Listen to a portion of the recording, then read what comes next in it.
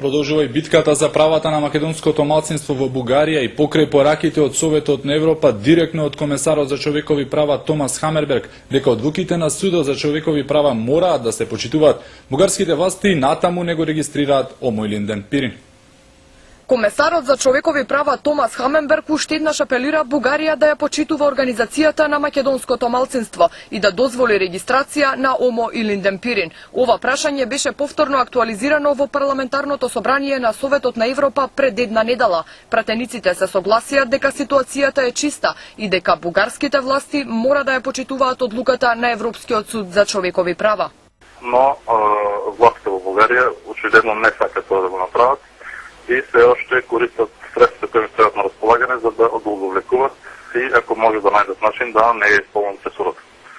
Но јас верувам дека Европскиот суд ќе продолжат изголемува и дека на крајот, сакат или не сакат, властите мора да го исполнат законот.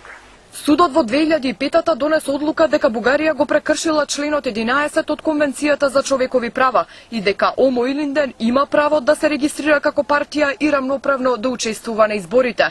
Но и покрај сите предупредувања, бугарските власти и понатаму се индиферентни кон ова прашање. Стојко вели не само што молчат, но и ги цензурираат сите активности на македонското малцинство.